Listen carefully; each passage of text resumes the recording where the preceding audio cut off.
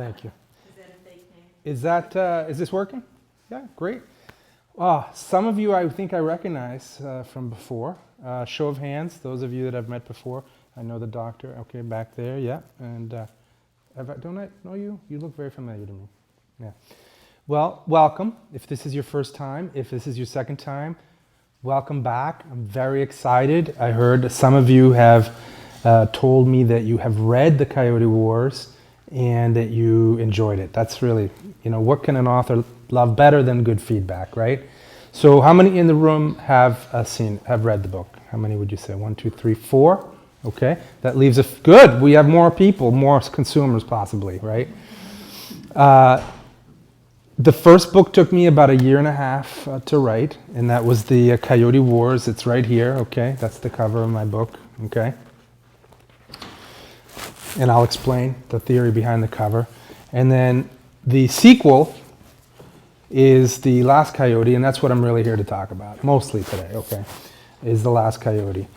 You'll notice, the basic plot of the Coyote Wars is that there is a family of terrorists, domestic terrorists, okay, who train and plot to strike a blow against imperialist America, the rhetoric, okay? And they're very clever, and they call themselves coyotes, okay?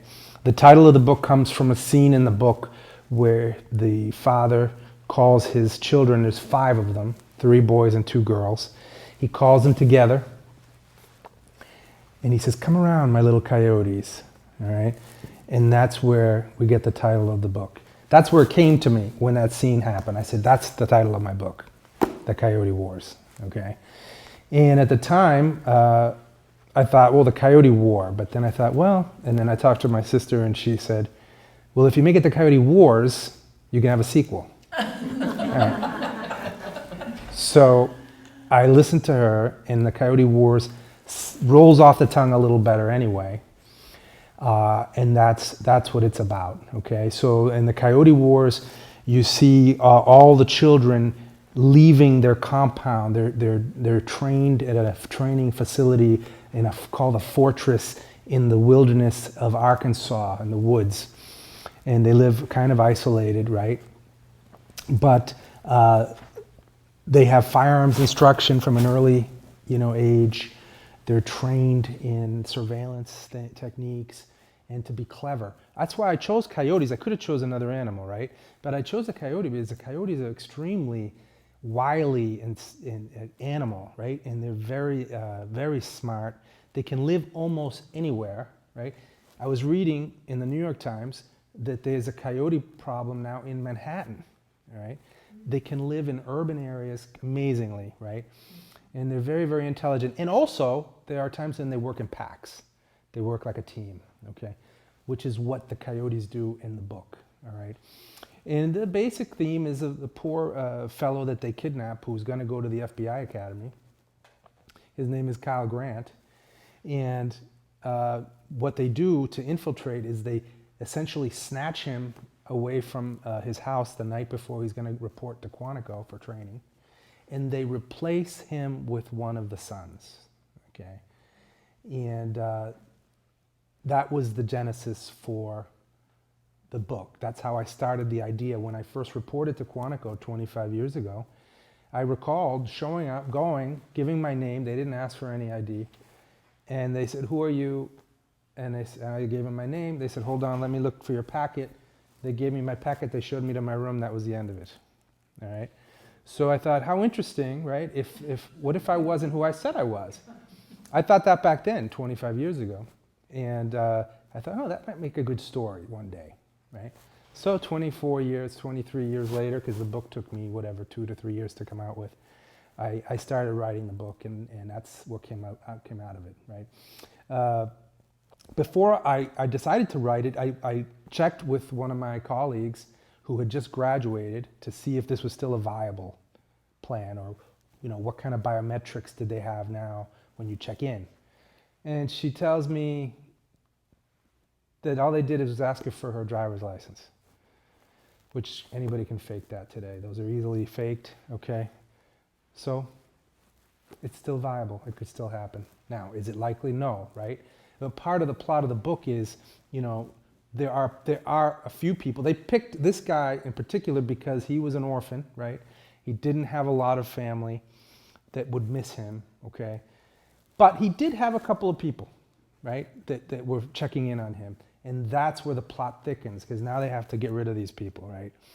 So little by little, these people are randomly, seemingly random, but it's not really random, right? There's a methodology to the terrorists and what they're doing, which is, it's realistic. This is what would happen, okay, in real life. This is how terrorists think.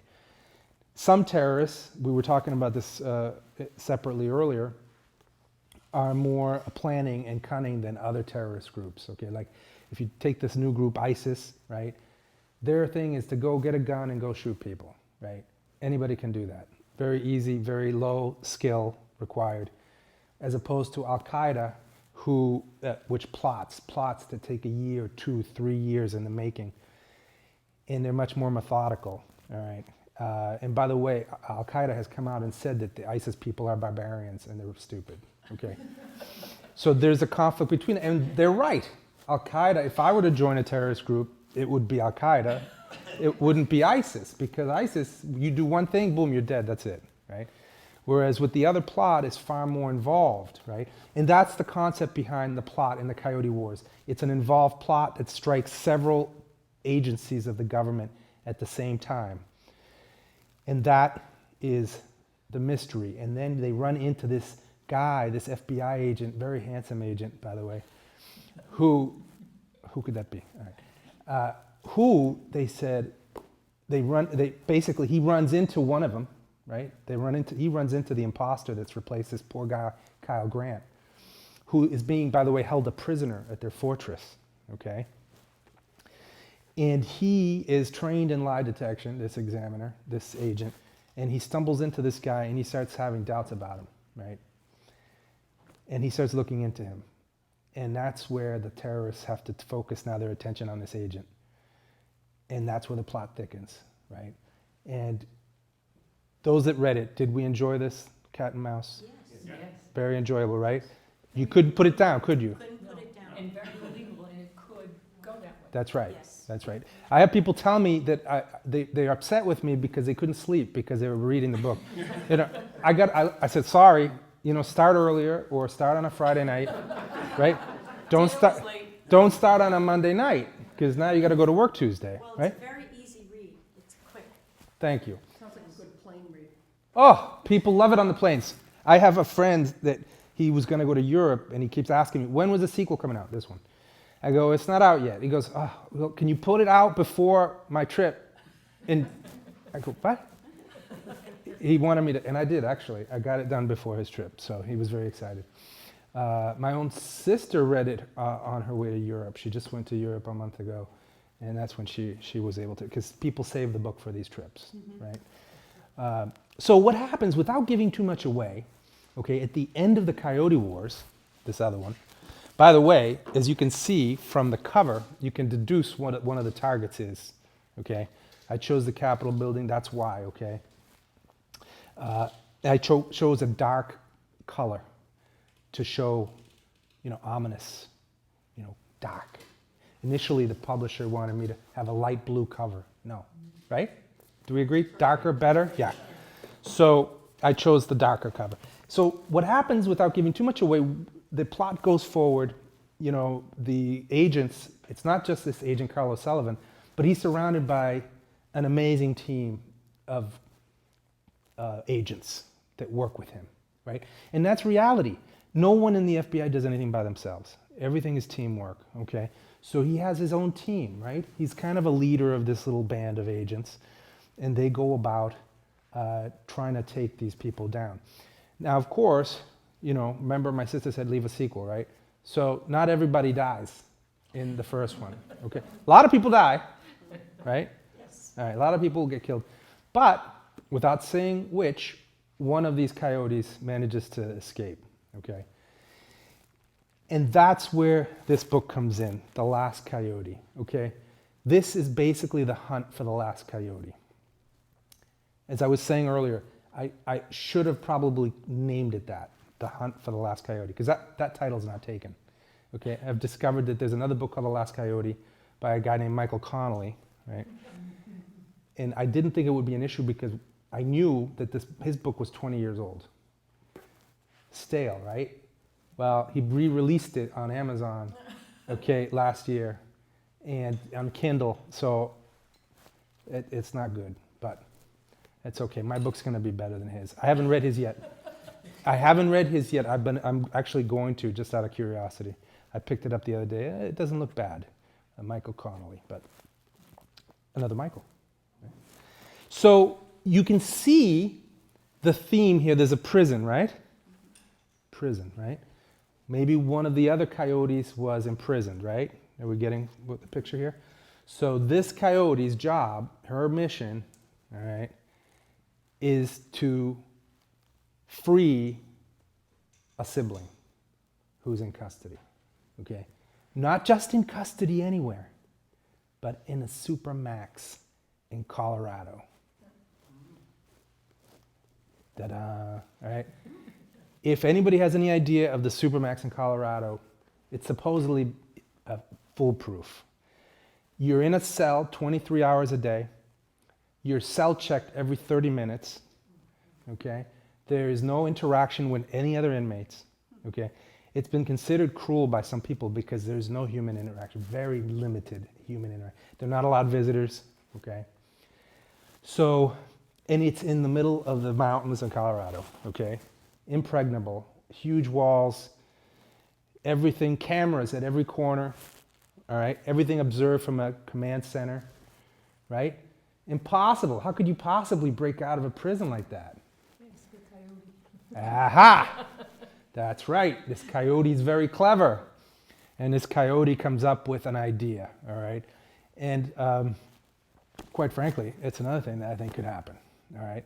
So in fact, what was interesting about the timing of this was that this came out in June, just around the time that those two guys escaped from, that was really good timing, actually. That was good timing. I actually, when I released the book, I had a picture of myself with the book and I announced it. And I said, you know, who could break out of a maximum security prison, right? I said, have you watched the news? All right? Is it possible? Sure. I said, and then I said, those two guys were idiots. Imagine what a coyote can do. All right? They were idiots. They had no backup plan. Okay? So, and in fact, look what happened. I mean, they got caught, right? One was killed, one was recaptured. Yeah, but 3 miles from Canada. It doesn't matter. It would have been caught eventually anyway. All right? They would have been caught. There's no doubt. They had where were they going to go? He had no money, who's going to take him in? No vehicle. They were barefoot. Horrible. I mean, the first part of their plan was okay, but they didn't think it through, right? They should have consulted me. Right? I could have helped them out. I wouldn't have, of course. So this plot centers around the last coyote's mission. She takes on a new mission to get a sibling out of the supermax, okay? And it's just as fast-paced as the first one. All the feedback I'm getting is that people are telling me, my fans are telling me, they like this one better, okay? It's a simpler one because, of course, there's fewer characters, right, to try to absorb, all right? There's fewer characters. I introduce a couple of new good guys, and what she does, well, basically what happens in this book, well, Carlos Sullivan in the first book is this kind of cocky guy, agent. You know, he's got a little bit of a swagger to him, right? You have to have your superheroes like that, a little bit, right? So he basically, in this book, devises a plot to capture her, okay? Using behavioral profiling, all right? So again, very realistic, all right? Very realistic. They devise a plot to capture her. It backfires, because she's very smart. She's one step ahead of them. And now he's beside himself, all right? Basically a fall for him, for the team. The team loses somebody. She strikes back at them, okay? And now he's destroyed, right? So his friends have to kind of pick him back up to get him back in the fight. and it's very clever what happens. I think you're gonna love it. I can't wait for the feedback. Any questions so far? Have you been approached to make a movie of that? Well, listen, I'm taking my phone. Where's my phone? Are they calling? I'm surprised you haven't, because it's so good. Well, it's a matter of the right person reading it, right? Okay. So if anybody knows where Matt Damon's trailer is for the next movie, one of my fans, listen, I'll cut you in, right? If one of my fans wants to work over there and drop the book, hey Matt, hey, check this book out. This is really good, right? Or even the other guy who's smarter, Ben Affleck. And yeah, both Right. of them. We got to find one of my Coyote Wars fans to drop one of them in the trailer, right? And then maybe they'll get the call. But you're right. You never know what the tipping point will be in a book. I believe in this project, okay? I've dedicated myself now to this because when I start something, I finish it. And I really believe this is going to be a big book, all right? All I have to do is get the word out. That's it, right? Because it sells itself. Do we agree? And once you read the first one, you're dying to, I can see you're itching. You want to get to this, right? Is it Friday yet? Don't start it. Oh, you're retired now, you told me. I get it first. You can start it tonight then. You can have a second. That's how exciting, I tell you. And when I started this, I liked the book, but I didn't realize how much other people were going to like it. So everywhere I go, where the people have read it, they're clamoring. That's the only reason I wrote the second one, by the way. I never thought I'd write the second one. But everywhere I went, people were demanding, as if I owed them something, okay? Demanding that I had to do the sequel. So here you go. This is my gift to the world. That's all I have. All right, that's all I have. I gave my all to this. Do you know that I spent weekends, right? Weekends, nights. I come home from work. Long day at work. I got to go to the Starbucks to work. I can't work at home. I can't concentrate. And weekends, all weekend, I'm at a Panera, all right? Right? I learned these things. I had a special table I found, right? Because you could sit there all day, there's a plug. Now, you go to some places, they don't purposely, they leave no plugs. They don't want you there, right? But some places like Panera, they put the plugs, you can go, you spend all day, right? And I feel guilty, so I eat there too. You know what I'm saying? Yeah. Or I go to the library. Unfortunately, the library is not always open, I love the library. I finished the first book at a library. I spent 2 weeks, took 2 weeks of vacation, and I went to, I finished it at the library. On that topic, I lost my train of thought. Somebody had a question, and I'll come back to it. I was just Yeah. gonna say, have you seen the previews for the new show? Quantico, yeah. Which I feel like maybe they read the book. Many, tweaked yeah. it somehow. I should address this in my Facebook page because many fans have been reaching out to me, telling me that my story was copied by this show Quantico. I went and I researched Quantico. All right, it's not really. I mean, the only element in that show that is somewhat similar is that one of the students is a terrorist. Mm-hmm. All right, that element of it, but all the other elements. I mean, there's more to the book than that. So I don't see a family of terrorists. Listen, if I saw that, I'm calling a lawyer, okay? But I don't see that. This is copyrighted. They can't mess with me, okay? So I don't see that. I will watch it. I think it's on Sunday just to be certain, all right? But I don't think it's an issue. Each of the books, by the way, has sequences and scenes in libraries, all right? I was just, last week, I did my first event in the South.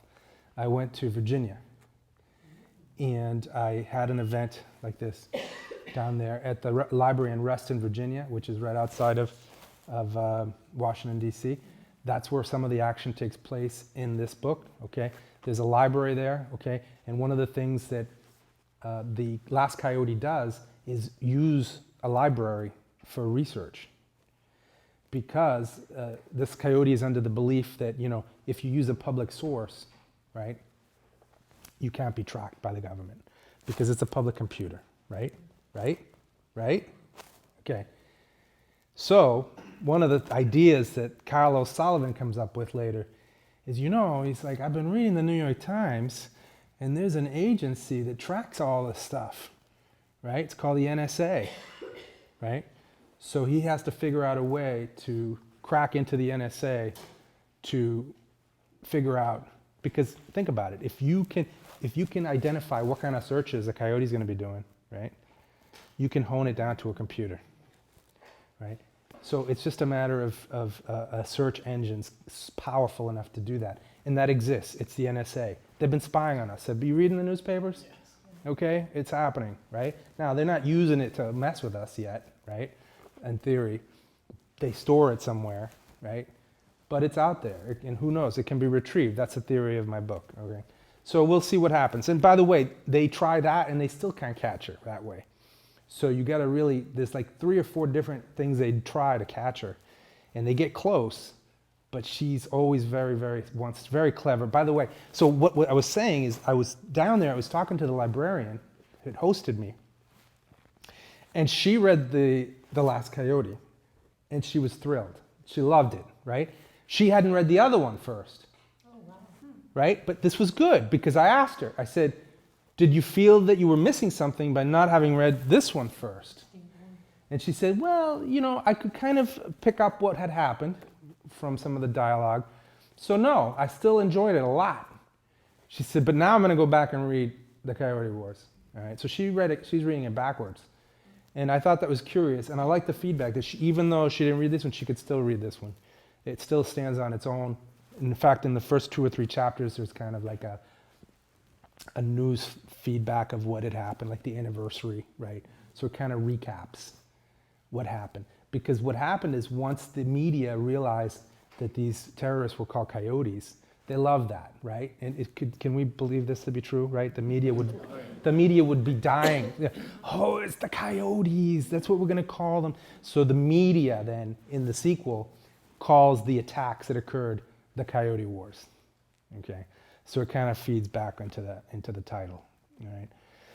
So one of the scenes took place in the library, and so they were very excited down there to see that and to read the book, and I was very, very excited to go down there.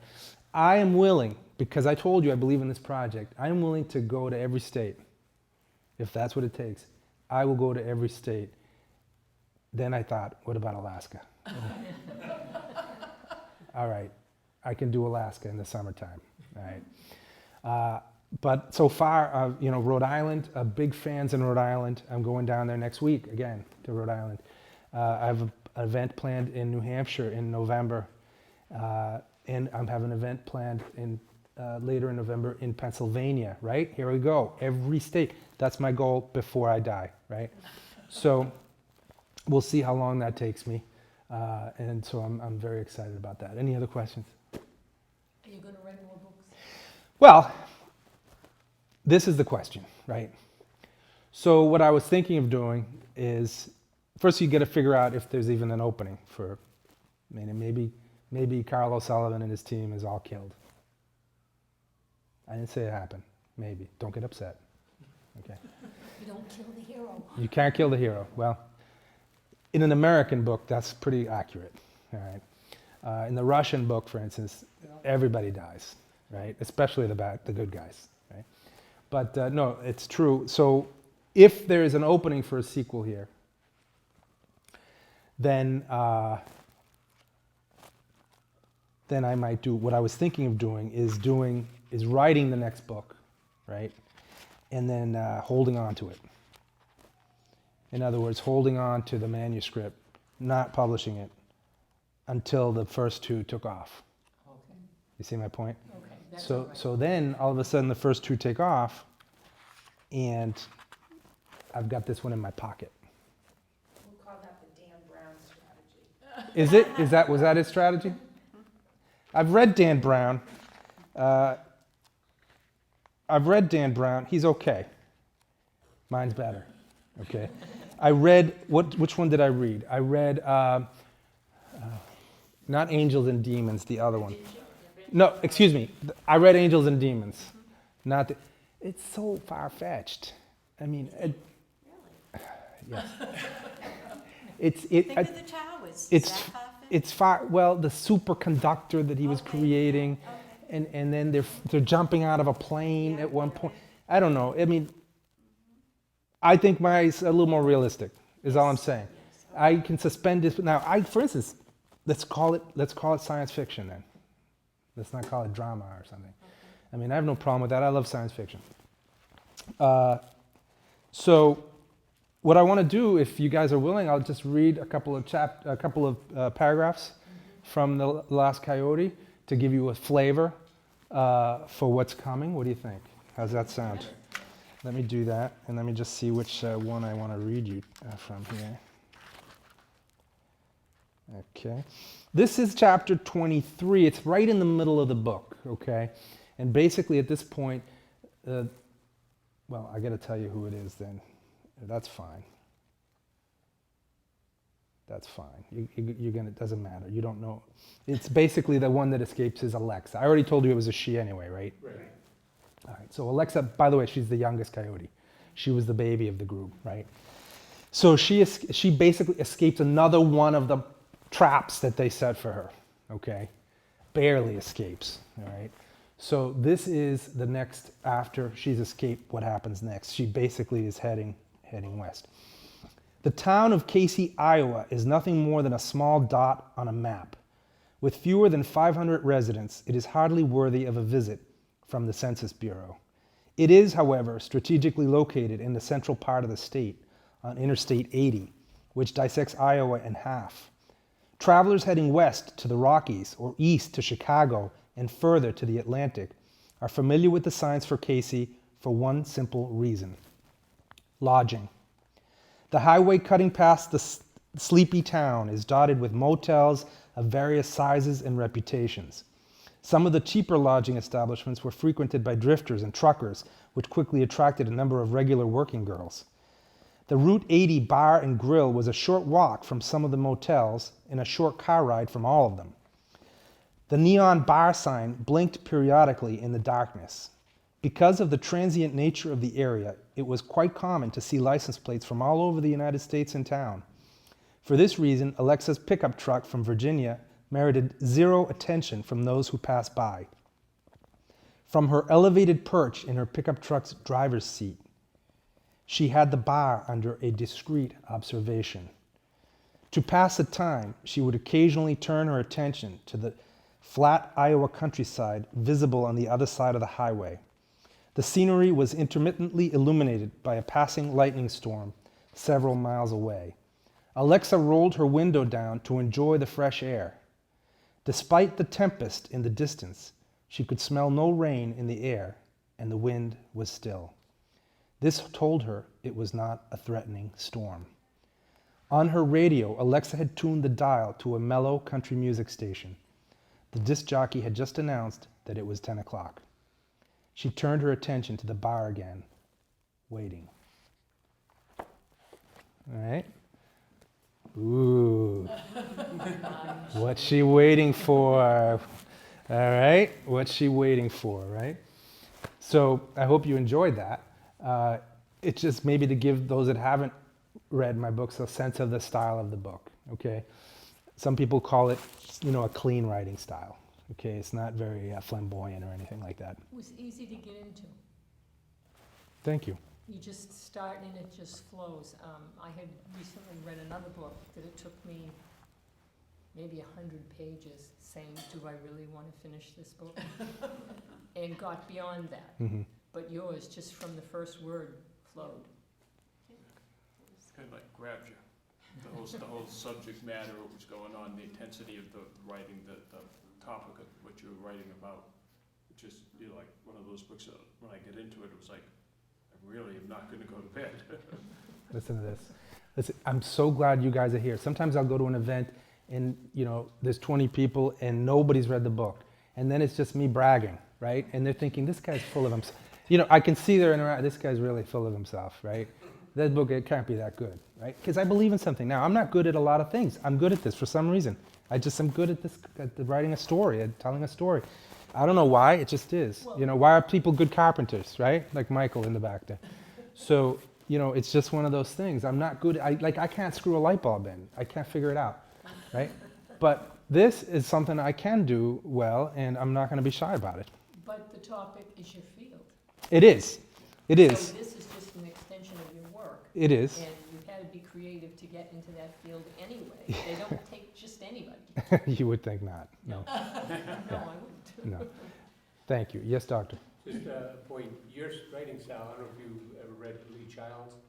Someone else. and that, but Yep. your writing style, or his is similar, they're similar type of style on that, and, you know, he's been at it a little bit longer than you have. This is the Jack Reacher character that. Yeah. Yeah. Preacher.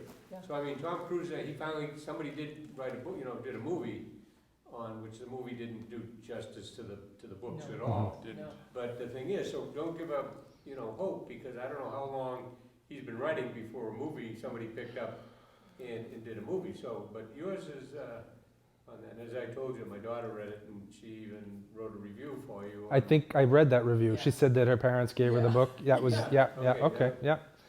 Yeah. Well, it's funny you bring Lee Childs up because the librarian in Virginia told me the same thing, and she, Yeah. however, she told me that his characters were getting flat. Oh. That as the more he writes, he's starting to lose. Yeah, there's a little bit of an edge. I think the He just plot came out- line is kind of He ending. just came out with the new one, and I think my daughter just got it. Did she read it yet? Did she? Yes. And apparently, she also told me that Tom Cruise was a ridiculous casting for the character Yes. because He was. supposedly in the book, Jack Reacher is this tall, Right. He's like 6'5". strapping guy who's, Rugged. and then Tom Cruise is like, I think he's shorter than I am. So Yeah, he was much too gentlemanly for yeah, that. Total miscast. that's funny. Yeah, The book of Walk in the Woods. A Walk in the which Woods. came out a while ago, Okay. was just made into a movie with Robert Redford and I forget the other guy. Oh, is this a comedy? Nick Yeah, Nolte. Yeah, Bill Bryson. It's a comedy, right? Yeah. Okay. but It was a making book the that I was reading on a plane, Okay. and I was laughing so hard. The tears were coming down my face. And a guy stands up and he goes, I want what she's reading. This is like out of that movie. Read one of these and just keep going, oh my God. You won't be laughing like that in my No, book. No, you Okay, you may be crying. All right. But yeah, that's kind of like a scene from When Harry Met Sally, right? I want what she's having. Uh, Are you still working? I am. So this is my point. You know, I'm dedicating this, even though, you know, I have a full-time job, you know, I have not retired yet. I'm going to have to retire in about 5 years is more my window because I'm mandatory at 57. Yeah, I just turned 52 on Tuesday. But Thank you, meanwhile, thank it's you. fuel for you. It is, hopefully, you know, ideally, people ask me, what do you want to do when you retire? Ideally, I'd like to write books, right? We'll buy them. Yay! Yay! I would love, that would be ideal. In an ideal world, I'd just write books. I'd have, you know, if this becomes successful, I'd write my third. And one of the things I was thinking of doing, either for a third book or for a fourth book, because I'm already thinking ahead, is a prequel to Carlos Sullivan when he was a new agent, when he came on board as a new agent, Yeah. right? Yeah. And when he was starting out and maybe him working a case that befuddled him or something. Love it. So I thought that would be a way to go as well, you know, keep the characters fresh, you know, and maybe in that book, he would meet the other people that become so central in the other books when they're all young, you know. Now, I was mentioning earlier that most of the characters in my book, at least of the good guys, I don't know a lot of terrorists, okay? I've interrogated them, but I don't know them personally. But most of my good guy characters are based on actual people that are my friends that work with me and that I know.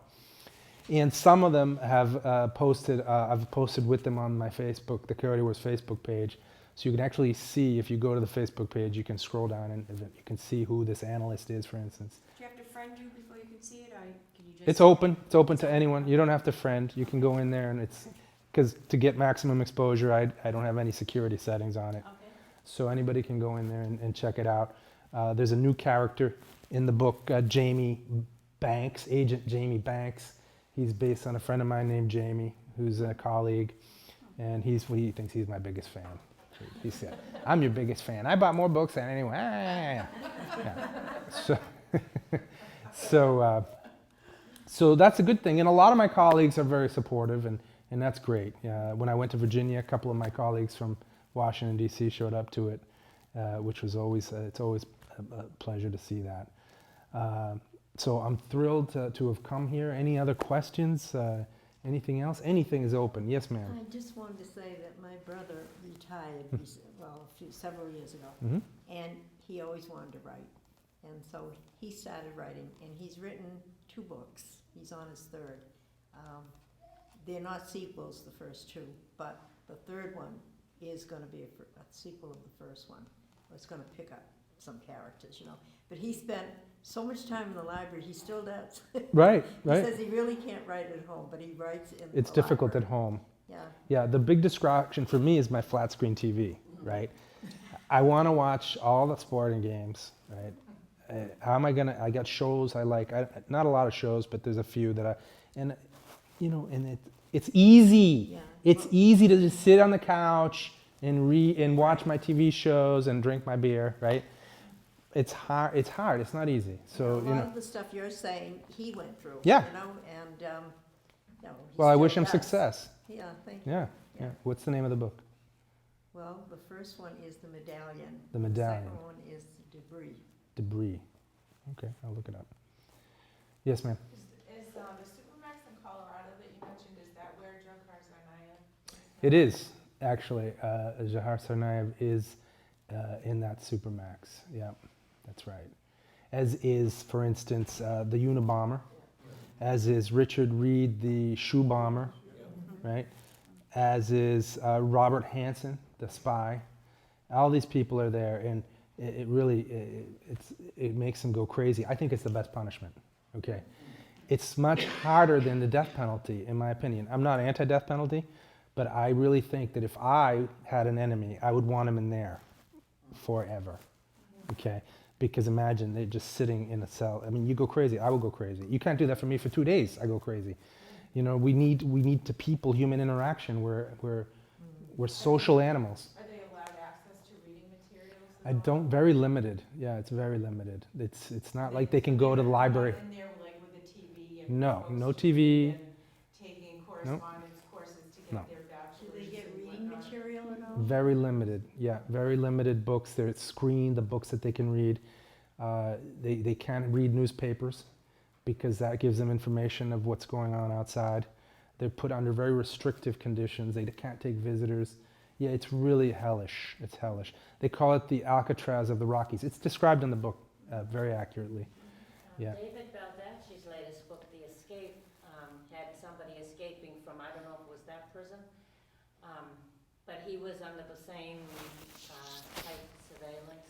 One of the things I do, I'm glad you brought him up, I like to read my competition, right, to see what's out there. And I read Baldacci for the first time recently. He's good. He's good. I'm better. I'm sorry. Right? He's good, and I'll tell you why. He does put a good story together. In this book, I think he introduced the King and Maxwell characters, the one that I read. He's got a King and Maxwell series, you know, Agent King and Maxwell. Yes. Well, some of his books have these 2 characters as the main characters. And in this particular book, I forget the title of it, is where he introduces them for the first time. So it's not a new book. I went back at one of his older books. And I thought it was good. But there are scenes where he's talking about law enforcement stuff, right? That he just doesn't get because he wasn't in law enforcement. But he does tell a good story, and I enjoyed it. And just like I enjoy a lot John Grisham. I think he's very good. So I like to read. I read a lot, you know, but yeah, I think that he's very good, and I wish they'd stop writing. But I want to be the only one selling books. That's it. Yeah, but you can't write enough books every year for us to be busy. That's right. That's So, right. You have to Very share kind. You're space. very, very kind and sweet. Very nice. Anything else? Any other comments? And how many pages would you write on a good productive day? I do more by hours. I would say, you know, I would do a chapter. If I went out for the day, I'd want to write a chapter at least. Okay, or half a chapter. I would say, realistically, 3-4 pages. You know, but then remember, you got to go back and rewrite, edit. You know, it's a long process. Plot it all out first. Did you know? In the second one, when the first one started, I didn't know how it was going to end, right? it kind of just came to me as I went, and I was writing, and I thought, in the second one, because I already knew where it was going, it was an escape plan, you know, I knew exactly how it was going to begin, how it was going to end. I had the ideas, and so it was easier. It was just a matter of finding the time to do it. I got it done in 6 months, and then it only took another 3 months to publish it. So it's awesome. Very excited, very excited. I hope you enjoy it. I know, I really do. I can't tell you the warmth it feels. I mean, to do something and to get good feedback, I really love it. And if I didn't think it was a good project, I wouldn't waste my time, because I got a lot to do, you know. But you know, I'm really happy to do this, and like I said, hopefully, if everything goes well, I can do this when I retire, and you know, I could crank out one of these a year, right? Good. Maybe you could be an assistant producer on the movie. I like that idea, I like that, don't but I would want to have some choice in casting. Can I help pick the you? cast? Of course. Yeah. Okay. I got some characters that I could. Now, are these in public libraries yet? Yes, many. I don't know if The Coyote Wars. The Coyote Wars is in was several- worn out, and they need to order a new one. Really? but Yeah. you got it from the Southborough Library. Yeah, right? they got it in for me. Yeah. They brought it in here, but the copy that was in this one was worn out. Yeah. She was damaged, so she said, oh no, I gotta get another one. I was in Bridgewater. They have it on Monday. I know that Ames many libraries. I go to all these libraries. They all have the book. So I don't know if they have The Last Coyote yet. I can fix that today. I'll give you a book. Will you give it to the library? All Yeah, right. they didn't a week ago when I called and talked to them, but they were gonna get one. All right. Well, it must have, something must have happened to it because they had it earlier. As far as I read it from here, but it was Yeah. falling apart. Yeah, they got. Well, lost. that means people are reading it. Yes. If it's falling apart, Yeah. that's a good sign. You don't want the book to look pristine, right? Then it's like nobody touched it. Yes, ma'am. Is your book available from other sources than Amazon? Well, you can go to a bookstore, and ask for it. Okay, You can, and they'll order it. So it's available for the store. Any store can order it. okay. Okay. Not to get into this kind of controversy, but Amazon is in a lawsuit right now with bookstores, with like Barnes and Noble. Because why? They're competing, and they're beating them. They're competing because it's easy. You get the book delivered to your doorstep, right? And Amazon's selling everything, right? So they said, why don't we sell books too, right? And guess what? Why don't we publish books? That's what they did with me, and they make it easy, right? So, for instance, they sent me a letter asking me to, as an author, sign a letter supporting them in the lawsuit. And I said, well, what's in it for me? I said, how about you promote my book for a couple of days, right? Because Amazon, like that, could make my book a bestseller, right? All they have to do is place it. When you click into Amazon, oh, Coyote Wars, right? Boom, bestseller, bigger than Baldacci, right? In 5 minutes, right? No offense. I like him, by the way, I really do.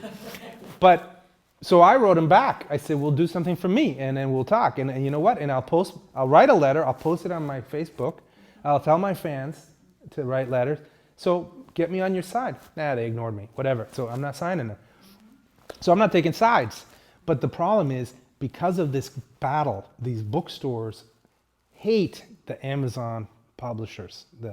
So I actually got a nasty letter from a bookstore that my fans wanted me to go to the store in Rhode Island. They said, could you go to so I reached out to the store, and they wrote me this nasty about the lawsuit, like it's my fault.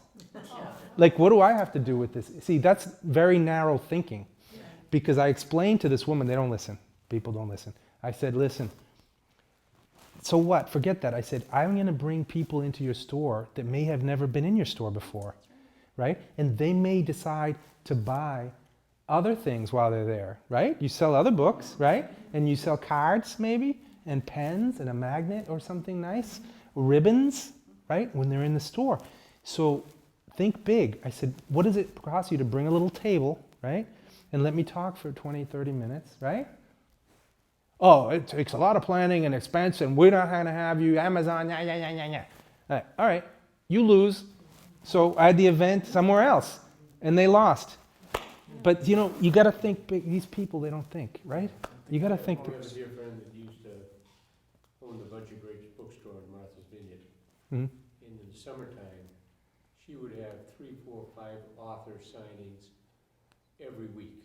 And, because a lot of people would come there, whatever, but it drew people in. Not only did they buy Coyote Wars or whatever, while they're there, like you said, it was fantastic. It drove her store. It was, It's common sense. it's just, you don't But people get something in their head, and you know, how can you? thinking. It's narrow-minded thinking, Mhm. okay? But I can only do so much. I'm one person. No. What can I do? Well, we wish you well. Thank you, thank you. I'm gonna. If those of you that wanted a copy of the book, I don't make the same mistake twice. I brought more books than I could possibly sell here today, and I did it on purpose. All right. So